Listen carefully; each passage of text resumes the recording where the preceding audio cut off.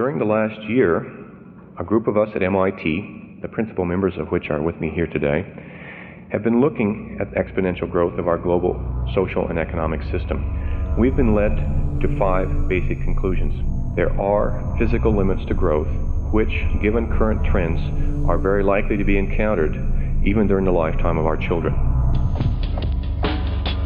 Second, the most likely outcome of running into these limits, if we continue to ignore them and instead base our short-term policies on the assumption of continued growth, is that we'll overshoot those limits and collapse. That won't take place at the same time around the world. Will certainly take different forms. Will be more or less severe in different societies, depending on what happens between now and then and on the level of industrialization. But in each case, it's likely to be extremely traumatic. Hey, Peter, how's it going? Hey, Ryan. It's great to be on the podcast with you again today. Yeah. So we just heard an interesting intro clip, and I have a question for you. When your students ask you, what is the relationship between growth and the environment? What's your typical answer for them? I would say, in response to this question, it depends. There's clearly a lot of economic activity that's environmentally destructive, but there's also economic activity that can be nature enhancing, broadly speaking.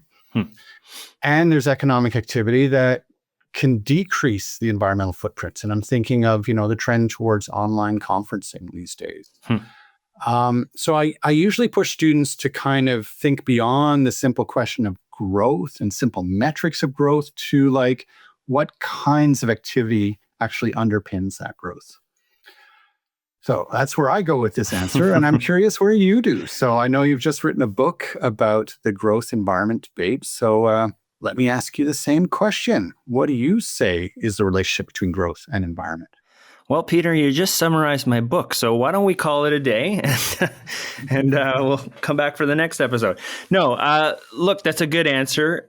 My book really tries to get down to this exact question of what is this relationship between growth and the environment? And, really quickly, we start to see that there's no consensus on what the answer to that question is.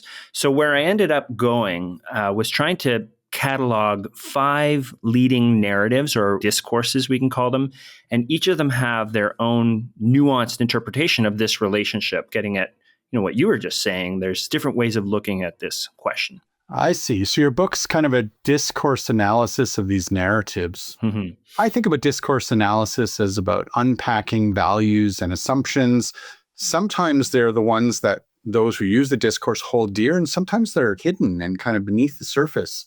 And yet they impact how we act and talk about environmental issues. So this episode of the podcast and a future one are both on this topic of the growth environment debate. How do you want to set this up, Ryan?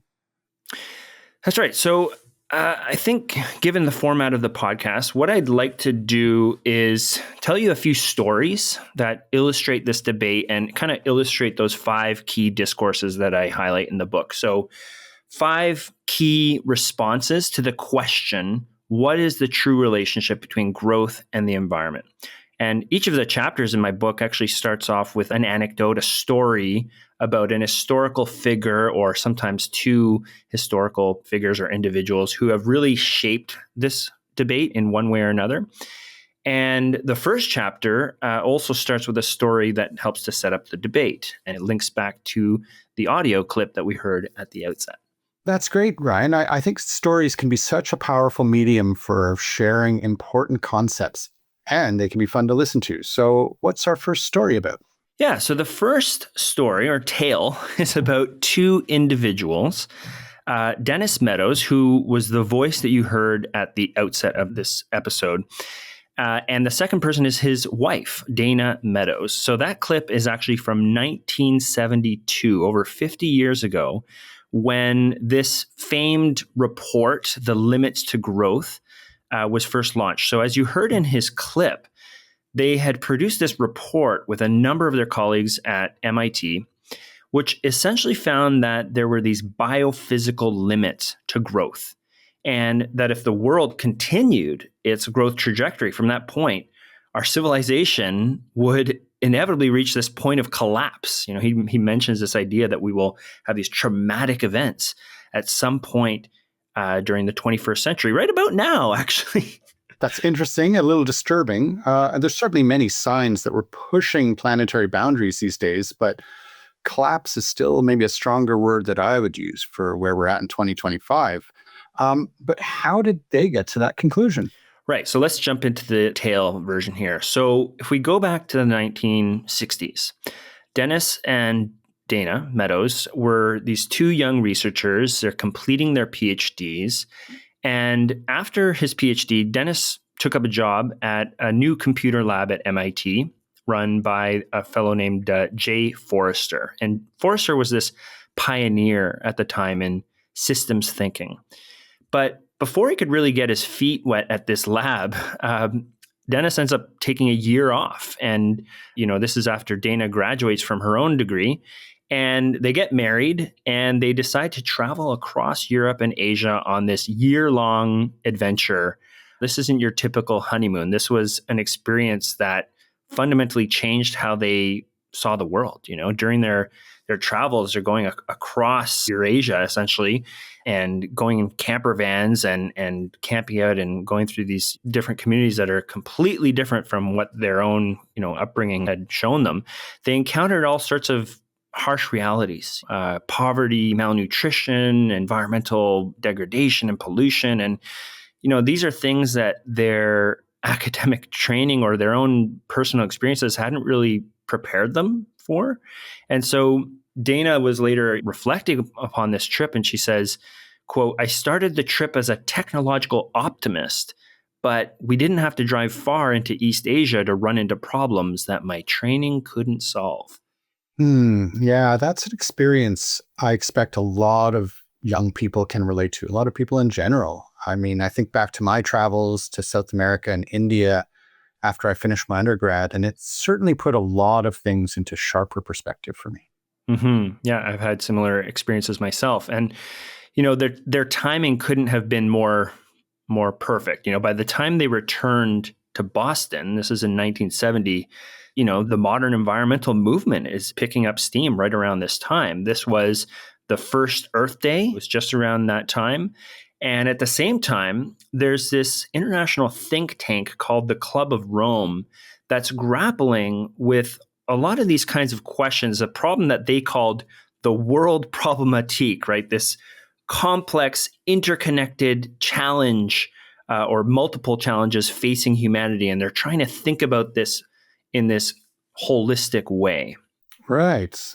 And we've discussed the rise of the environmental movement in the early 70s. I can think back to some of our episodes from season 1. Mm-hmm. And this is where their connection to Jay Forrester comes back into play, right? Yeah, that's right. So Forrester was, again, one of these systems thinkers, and he's been working on a world model that uses these computer simulations to kind of explore how factors like population growth and industrial production and resource use, how they all interact. So when the Club of Rome decides to fund a major research project to model the future of the world, Jay Forrester passes up on the opportunity, and essentially Dennis and Dana jump at the chance, and they get funding, and they get to build this whole lab and design their own team at MIT to kind of set out and explore these big questions, the world problematique. And they were using what at the time was cutting edge computing power. The photos are pretty funny. Like, we're talking about rooms full of these massive wall to wall computers, probably with the computing power that would fit on my iPhone today. But it was pretty interesting how they set that up. And that project led to the Limits to Growth? That's right. So by 1972, they had run numerous simulations and produced a report that became a bit of an international sensation. So the findings were pretty stark, as we heard at the outset in that opening clip by Dennis Meadows. If humanity continued on its current path of exponential growth, the limits of the Earth's resources, they said, would inevitably lead to collapse, again, sometime during this century. But their report wasn't just about doom and gloom. They also modeled a number of alternative scenarios, one of which offered a path for humanity to stabilize its resource use and avoid collapse entirely. So they emphasized that, this would really require a whole lot of global cooperation and a major shift in how we think about growth. So I see why you're using this to set up the great contemporary debate about the growth-environment relationship. In a way, they were laying the foundation for today's debates about sustainability, right? Yeah, so I argue that press conference that we heard Dennis at really is the modern starting point of the growth environment debate. And of course, there were debates of this nature that predated this report. But in the book, I dive kind of deeper into the fierce criticisms that the Club of Rome immediately received at the time that they launched the report. And these were coming from both the political left and the political right. The left saw this as some, bourgeois, American-led project to keep the world's poor economies from developing further. How dare you, challenge our right to grow? And the political right largely kind of jumped on economists' critiques at the time about a lot of the assumptions that were being made in these models about growth and what it implied about the need to temper capitalism. And so, it was this latter set of responses actually from economists that makes up the first main discourse that I examine in my book, which I call Growth is Green. Growth is green. So I'm guessing these are the folks who see the growth-environment relationship as one that is ultimately mutually beneficial, a win-win for the economy and the planet. So what story do you want to use to introduce that discourse? Yeah, so to kick off our second tale, our second story from the growth environment debate, and introduce you to the first main discourse that I catalog in the book, let's play another little audio clip. This is a 1-minute clip from a PBS documentary. So you'll hear a few voices here, including the documentary film narrator, but let's roll the clip. Overpopulation, so long predicted, has stolen upon us. It's getting worse week by week. In the 1960s, a new kind of fear began to spread across America. The U.S. could be busting out at the seams by the end of the century. If we do not, by humane means, limit our numbers, then numbers are going to be limited by more famines and shortages and consequent social conflicts. The idea that human population was outstripping the Earth's ability to support mankind was a powerful one. And it was one man, Stanford biologist Paul Ehrlich, population growth will kill you stone cold dead, who pushed the dramatic message home. If we continue to let population grow, and if we continue to exploit the underdeveloped countries, if we continue to pollute the seas with a wide variety of compounds and so on, it's very difficult for me to picture things holding together for more than another decade or so.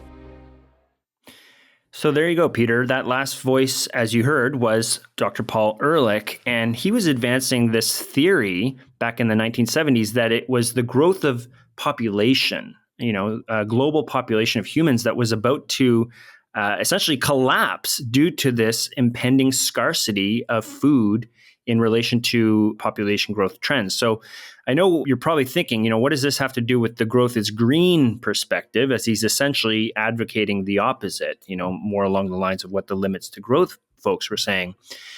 And the answer is that he and an economist named Julian Simon made a fateful public wager, which, as I argue in the book, really helped to put the growth is green discourse on the map as a powerful kind of counter critique to the limits to growth discourse. So, Peter, I know that you teach about this great wager. How do you sum it up for your students? Yeah, you're right. I do teach about this because I think it was an interesting moment in the history of environmental debates. And my understanding is that in the early 80s, Simon told Ehrlich to give him a list of any raw minerals he chose that Ehrlich thinks are getting used up by Western overconsumption. And then Simon bet Ehrlich, and I'm not sure how much they actually bet, to be honest, that those minerals would actually become cheaper over time and not more expensive.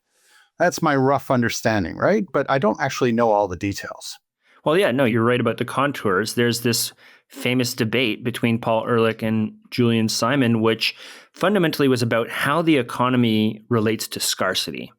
But let's start with the background. So what's kind of remarkable is that both Paul Ehrlich and Julian Simon had really similar backgrounds. They were both born in 1932. They both spent the bulk of their childhoods just a few miles apart, actually, in the outskirts of Newark and New Jersey. And they both grew up in these Jewish American households, and they both ended up becoming these well-known university professors, and they both ended up becoming concerned about how population growth might actually influence scarcity and therefore the prices of goods.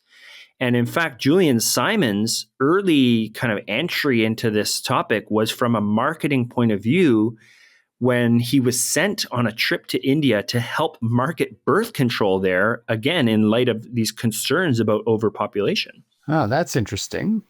So clearly there were a lot of parallels in their experiences.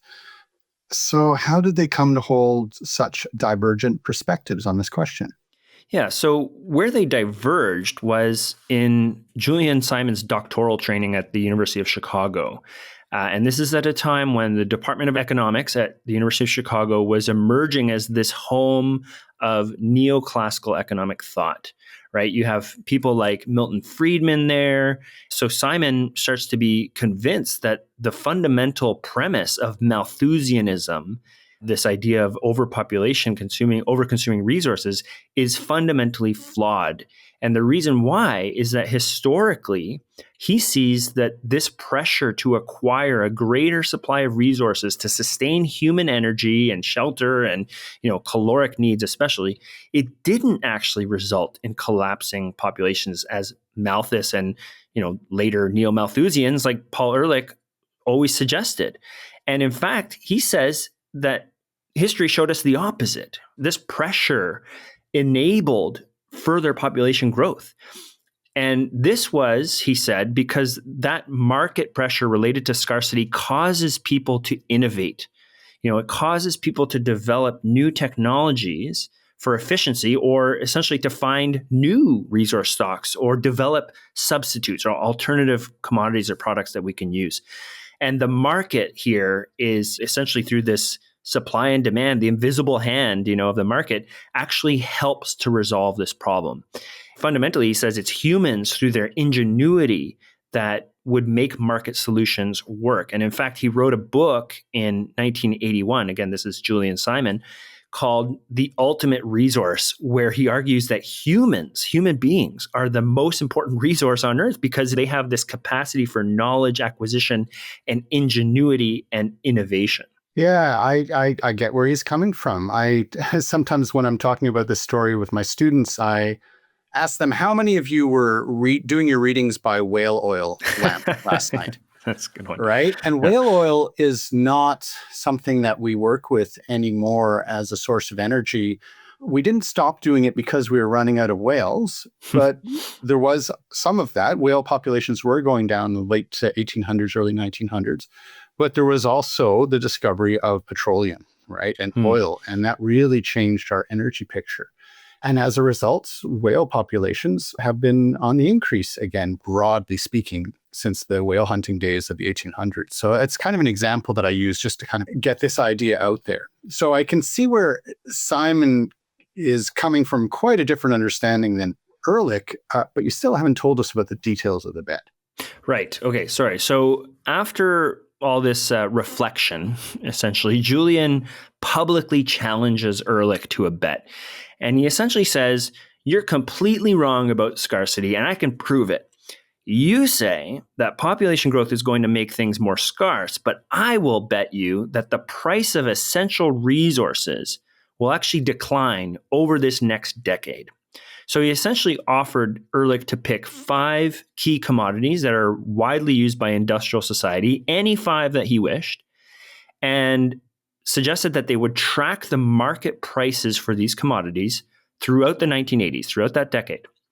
And Simon claimed that after the decade was over, the prices in 1990 would be lower than they were at the start of the bet, proving that essentially his theory that human ingenuity would overcome this pressure of scarcity. So, Peter, what commodities would you pick if you were in that bet? As in, which commodities do you think are in highest demand by industrial society? Yeah, it's interesting. I sometimes hear students these days in my classes talk about how the global north countries are using up all the critical minerals for cell phones and laptops, or that we're going to use up all the lithium in the electric cars that the global north is going to want to use before countries in the global south get their fair share. So yeah, let's put lithium and maybe cobalt and copper on my contemporary list. So what did Ehrlich go with back in 1980? Well, it's an interesting point that the commodities that are of most importance seem to be changing over time, and that might be a tick for Simon's part of the debate. But essentially, Ehrlich closely evaluated the history of key commodity prices during the 20th century, and he went with some pretty safe bets. What he picked was chromium, copper, nickel, tin, and tungsten. And what they did is as part of this bet, they invested a metaphorical $200 in each of these metals in 1980, and they agreed to pay the difference in the value of those investments in 1990, a decade later. And this was accounting for inflation. The inflation part, accounting for inflation is actually a key part of this bet, because the prices for all of these metals was indeed rising pretty significantly in the 1970s. The price of copper, for instance, had risen by 59% in nominal terms over the 70s. But, when you accounted for inflation, the price had actually declined in relative terms by around 15%. But even with this caveat, Simon was making a pretty fairly risky bet. Because prices had more often increased than they did decrease over any given prior decade of the century. And also, he had way more to lose in this bet. The most that Ehrlich could lose in the bet was $1,000 unless prices went negative, whereas theoretically, Simon could be on the hook for way, way, way more if prices rose significantly, again, accounting for inflation. So, Peter, I think you know how this bet turned out. Why don't you spill the beans for our listeners? Well, sure. So I often surprise students when I tell them that Simon won. So that list of minerals Ehrlich provided did go down in price over that period, thereby telling us something really important about how people interact with resources. But I didn't know it was actually $200 per mineral. So how much did Simon actually win in this bet in financial terms? Well, yeah. So over that decade, all 5 of the metals that Ehrlich had chosen had decreased by an average of around 50%. Again, after accounting for inflation. So he had to cut a check for $1,000 to Simon. And the key thing here is that this was despite the global population of humans growing by 18% during the same decade. So Simon won not only a nice check, which Ehrlich had to send him in the mail, but he won bragging rights, right? About how this doomsday philosophy about growth and scarcity was fundamentally wrong. And that was a really powerful win, probably way more valuable than the actual financial value of winning the bet. Yeah. So that's the story of the bet is really important, I think, for those of us teaching environmental politics and environmental economics and so on to really pay attention to. So let me tease out how this relates to your theory of the growth environment debate. You started off by saying that one leading discourse, which you called growth is green, that the proponents of this discourse argue that growth is good for the environment because it generally is a sign that markets are doing their thing.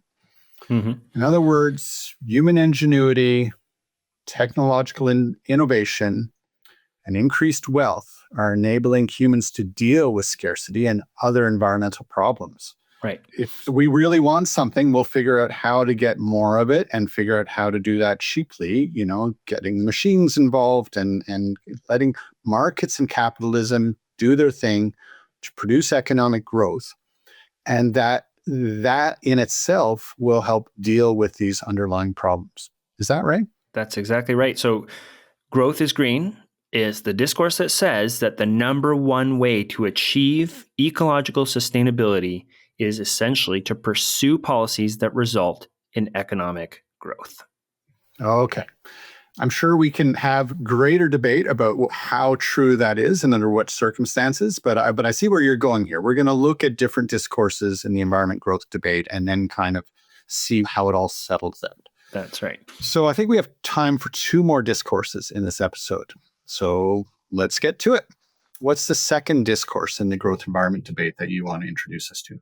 Okay, so we've heard the growth is green, folks. Now we're going to highlight the growth can be green, people. It's a subtle difference, but it's an important one. It's being called an unprecedented display of international cooperation to protect the world's environment. The Montreal Protocol, signed today, aims at stopping the deterioration of the ozone layer in the atmosphere. That's the layer which shields us from damaging ultraviolet radiation from the sun. But there's a lot of work ahead before the commitments become a reality. So there you go, Peter. That's an archival news report from the CBC about the signing of the Montreal Protocol way back in 1987. How do you typically situate the Montreal Protocol when you teach students about it? Sure. I mean, this is a global environmental agreement that comes up a lot in our classes, certainly in my classes. And I think that's because it's seen as one of the most successful of these multilateral environmental agreements. It responded to an emerging challenge, which was the growing hole in the Earth's ozone layer, first noticed in the 70s or 80s. But there was quite a lot of discussion in the press in the late 80s about the growing hole, its potential impacts certainly on skin cancer rates and potential blindness in animals and so on. Essentially, the world community got together, came up with an agreement to phase out the major chemicals that were contributing to that hole, even at a time when it wasn't fully sure if they were causing it. So there's a precautionary element to the Montreal Protocol.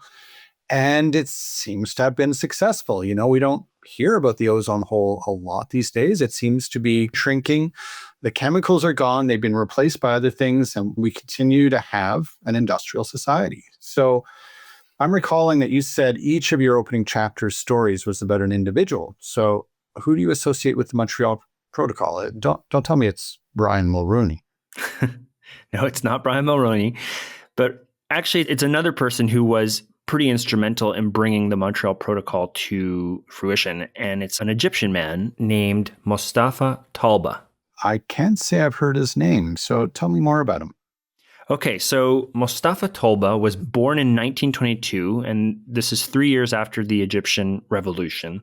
He goes to Cairo University, and he gets a PhD from Imperial College in London, and he takes on some academic positions in Cairo and then Iraq before he turns his career towards the diplomatic realm. So first, he takes on a role in Egypt's Olympic Committee, and then he becomes Egypt's main representative at the 1972 Stockholm Conference. Peter, maybe you can remind our listeners what Stockholm was all about. Sure. This is one of the first things I do in my global environmental politics course is we watch a UN video about the Stockholm Conference. Because it was, in 1972, the world's first global environmental meeting with representatives from most of the world's countries showing up. The Soviet Union and the Eastern Bloc didn't show up. That's an interesting political, historical story. But it was mostly civil servants from around the world. You know, it wasn't as big as, say, Rio, where you had huge numbers of heads of state come 20 years later. But in 1972, it was mostly civil servants from around the world and a few heads of state, like the King of Sweden was there, as was Indira Gandhi, then Prime Minister of India. And in a way, this was the first global stock take of the environmental situation. You know, before discourses like sustainable development were around, where it was really like, where are we at with impacts on the human environment and what should we do about it? And interestingly, Paul Ehrlich was one of the people who was there talking a lot. But take us back to Talba. Well, that's a good intro to Stockholm. Thanks for that. But, you know, as you mentioned, it's this conference where the UNEP is formed, or I should say the United Nations Environment Program. And Talba becomes the deputy executive director working under Maurice Strong of Canada. But soon enough, he becomes himself the UNEP lead director. And his philosophy can really be summarized as development without destruction. especially in terms of helping developing economies grow in a way that doesn't destroy the environment. And it was the issue of Earth's ozone layer in particular that eventually came to define his legacy. That's interesting. The ozone layer. So many of our listeners may not be old enough to remember how much of a big deal that was in the 1980s in terms of international cooperation. So tell us more about this story. Definitely. So, although certainly not everyone agreed on everything, as we'll see, since the early 1970s, it was pretty clear to scientists that these compounds, chlorofluorocarbons or CFCs, could destroy the Earth's ozone layer, which in turn, allows these harmful ultraviolet rays from the sun to more easily pass through the ozone layer. And this ultimately, as you already stated, it leads to an increased risk of things like cancer and has all sorts of other serious consequences. Wealthy countries were initially pretty willing to ban some of these CFC-based substances. But, as we might expect, these large corporations, especially those in the refrigeration industry that relied really heavily on CFCs, they were really opposed to regulating and banning these compounds. Yeah, I've sometimes shown a video to my students about the ozone hole, and there's a great shot of a representative from DuPont saying basically, yes, we can see both current consumption and reasonable growth into the future is just going to be fine.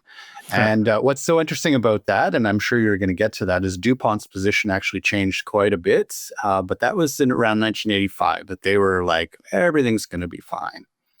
So where does this infamous hole in the ozone layer come into this story? Well, back in the 1970s, they knew about ozone damage, but this famous hole in the ozone layer actually didn't come into the story until a little bit later. But let's go back to the 70s. In 1977, Tolba organizes this conference to examine this issue, this problem of ozone depletion. But there are a number of countries, including the United States and the UK, that are really pushing back, and they're not very willing to impose regulations on industry. But the story here is that Tolba was this really kind of dogged, ambitious, and pushy to a certain extent. People referred to him as almost being autocratic in his environmental diplomacy. He's really pushing these countries to come back to the negotiation table and talk about ozone depletion. So this was in 1985 that there's this big discovery about this hole in the ozone layer over the South Pole. And, this same year, Tolba, again, he brings the international community together through the UN to have another meeting on this issue, and they're able to churn out this Vienna Convention on ozone-depleting substances. But there's still pushback from the international community, especially from the UK at this time. And again, Tolba is really pushing, really, calling them up, saying, we have to come back to the table. We have to have a more ambitious response to these CFCs. They're destroying the ozone layer, come on. And so he's really successful and brings them back again for another round of intense talks. And that is where the Montreal Protocol came from. And finally, in 1987, after a decade of pushing the international community, we come up with the protocol, which, as you said, is known as the most successful international environmental agreement that humans have ever really come up with. Yeah, that's a great summary of this story, Ryan. And one of the parts of this story that I find really interesting in terms of discursive politics is this idea of the hole, right? Because there wasn't actually a hole. There was a thinning of the ozone layer over Antarctica, but it was presented by media as a whole. And, there were headlines at the time, the sky is falling and that kind of stuff. It was certainly, there was a combination of sort of science getting greater and greater certainty about the likely impacts of CFCs on the ozone layer and sort of a communications piece. And then, as you say, this big diplomatic piece. And these days, the scientific data backs up the impact of this protocol, right? Yeah. So this exponential growth trajectory of ozone depleting substances emissions was curbed, as countries really acted in line with the protocol. And as you already alluded, the ozone layer is now believed to be on a path of recovery. And so it's worth noting that also some of these ozone depleting substances, not only do they negatively harm the ozone layer, they're also greenhouse gases. And so that means that the protocol has actually had this unintended benefit of also helping us to essentially reduce the amount of global warming that we've seen. Yeah, and it's interesting again in the 80s that was understood by some of the scientists involved in those discussions, and the Montreal Protocol could have also become the agreement for trying to deal with climate change, but that was kind of a step too far, I think, for the time. Mm-hmm. But still, we have a feel-good story about the ozone layer being dealt with through global diplomacy, led in part by Tolba. And this is a story that relates to the growth can be green discourse, as you're putting it. So couldn't the refrigeration industry, and, because that was a key use of chlorofluorocarbons at the time, say that growth was stifled in order to pursue these environmental benefits? Well, in my book, I argue that through Tolba's philosophy of, again, development without destruction, he saw a pattern of growth, essentially here, the increasing emissions of CFCs, which was really unlikely to be reined in by the free market forces of capitalism, as the growth is green folks would have said. But they could be changed through smart policy and technological innovations, and which crucially would still allow the refrigeration industry to grow eventually and expand its operations through other means. In other words, he felt that this industry could grow and it could be green only if it was moderated in some way through thoughtful regulations and incentives. So governments had to step in to intervene and solve an environmental problem that corporations likely wouldn't have been motivated to address on their own. No. But they did replace CFCs with other chemicals that they could still make money with, right? So the economy kept moving, but with different environmental impacts.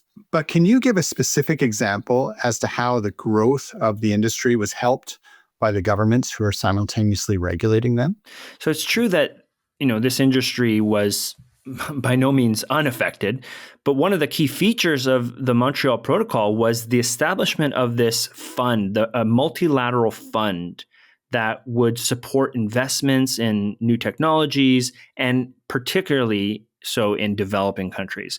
So in short, companies were incentivized to pivot and develop new alternatives to CFCs, which could then be expanded to developing markets who had a growing demand, right, for refrigeration.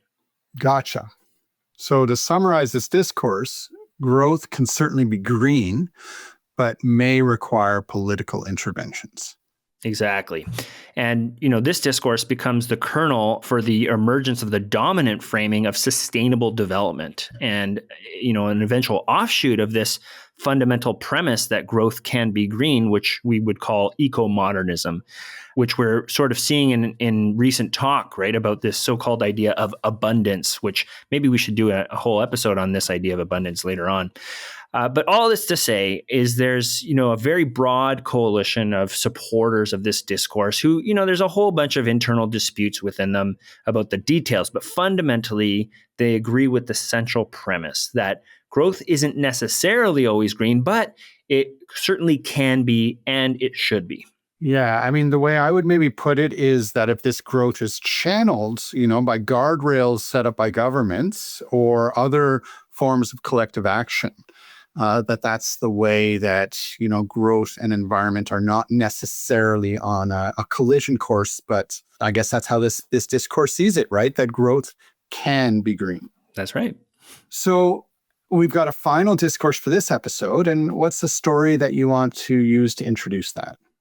Sure. So to frame the discourse that I've called Growth Misses the Point, I'll briefly talk about Kate Raworth and her powerful idea of donut economics. So here's an audio clip from Kate to get us going.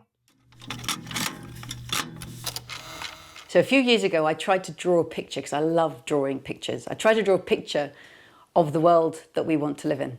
And it, silly though it sounds, it came out looking like a donut, American one with a hole in the middle. So imagine a donut, there's the outside and then there's the inside and there's that hole in the middle. In the hole in the middle That's a space of deprivation, a space of shortfall where people don't have the resources to meet the essentials of life, like they don't have enough food or education, they don't have access to electricity, enough income, they don't have decent housing. So it's a space of shortfall, and we want to get people out of that hole in the middle into the donut.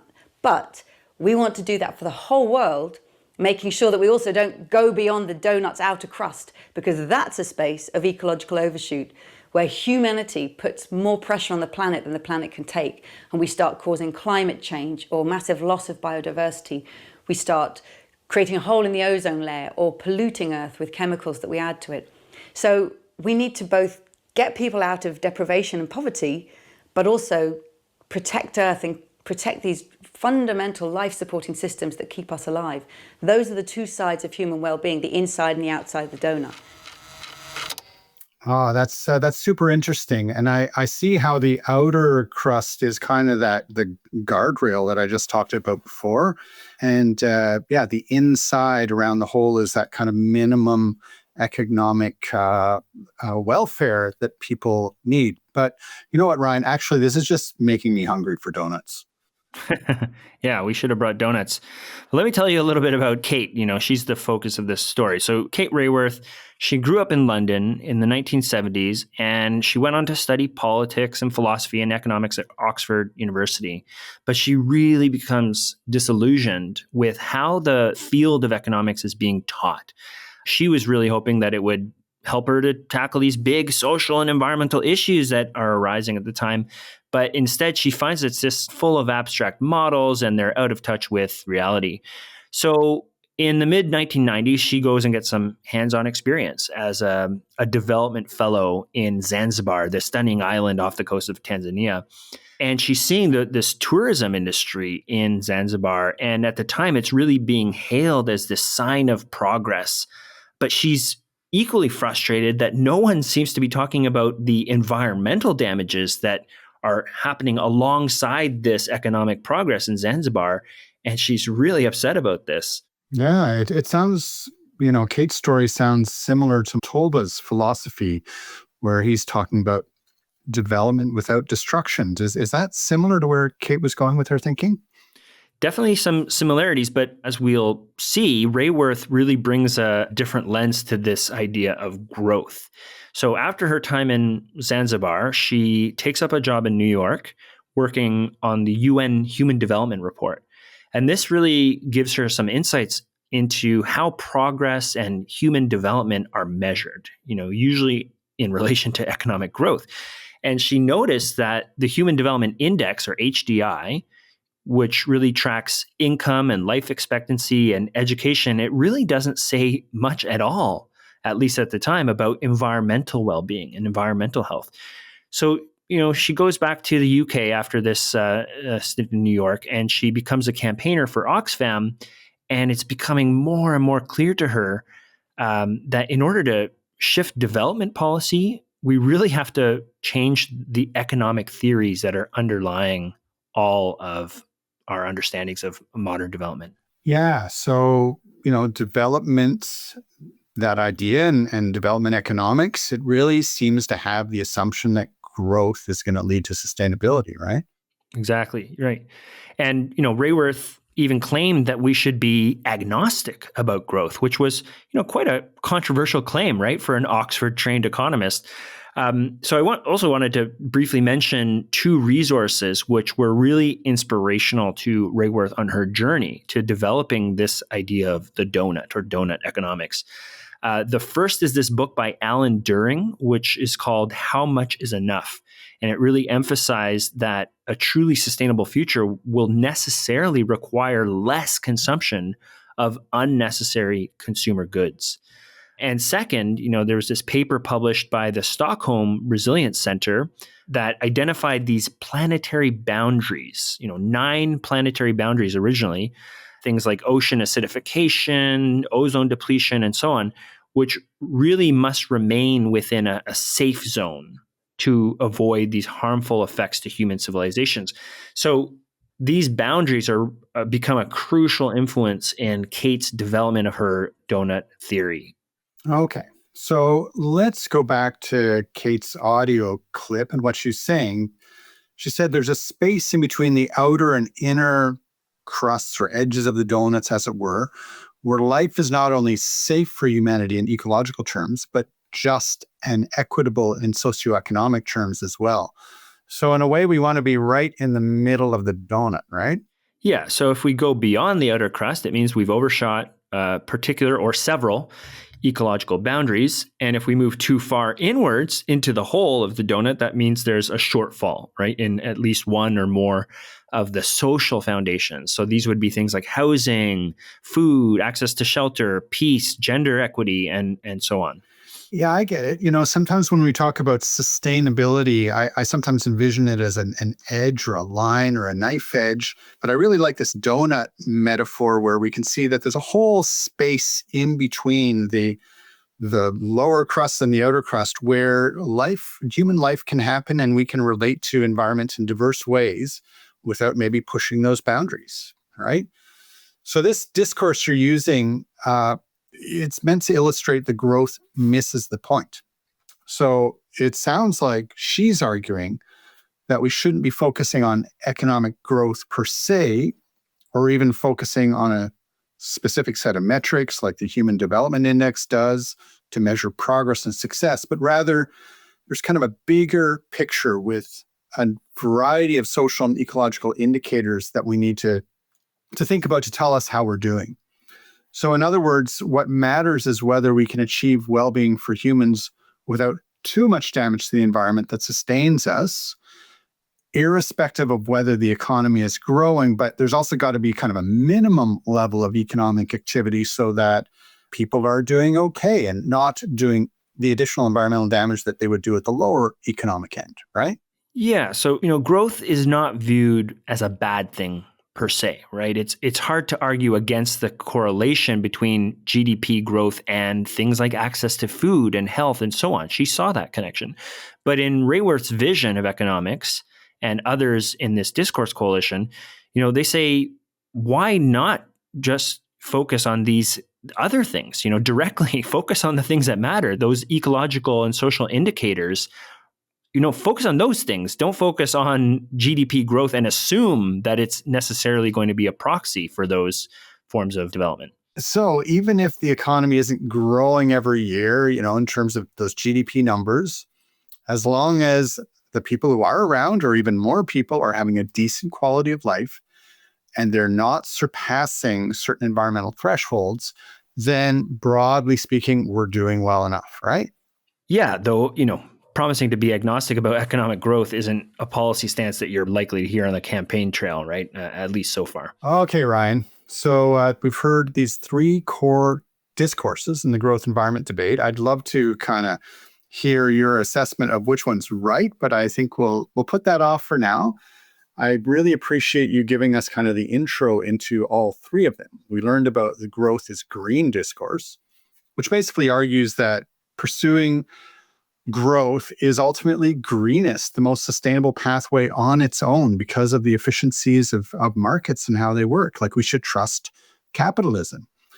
The growth can be green folks emphasize the idea that green growth needs to be achieved through some kind of regulation and policy, that it's not a given. We can't just let capitalism solve this on its own, but with some government guardrails and regulations in place, telling the market where it needs to go, then growth can still be green.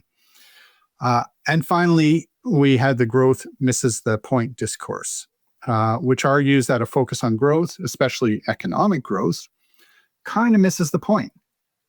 We should focus instead on a variety of social and environmental indicators that point to what we actually want. Perhaps like low inequality, good health, low pollution, stable climate, and so on. Does that sum it up? Yeah, that's a great summary. Thanks, Peter. And, we are out of time to continue this story in this episode, but we will return to the growth environment debate in another episode where we'll learn about these, other critical discourses that are even more critical of this idea of growth and its environmental impacts. And even the most extreme discourse that essentially believes growth has already brought us to a point of no return. So stay tuned. All right. Stay tuned. I will. And as always, we want to thank our production team, our funders, and our listeners. The Ecopolitics Podcast, Season 4, is produced by Kaylee McIntosh, edited by Nicole Bedford, and our IT tech guru and digital art designer is Adam Gibbard. So don't forget to check out our website, see all the amazing artwork that Adam's producing for each and every episode. And you'll also get additional resources there and some of the readings that we referred to today. Ryan would also like to acknowledge funding from the Social Sciences and Humanities Research Council, which made this episode possible. And we want to thank Isaac Bell for his support in preparing these podcasts on the growth environment debate. Check out Ryan's book, available from your outlet of choice, and get in touch with either Ryan or myself if you have feedback on the podcast, suggestions, or just want to share your support for the show. So see you next time.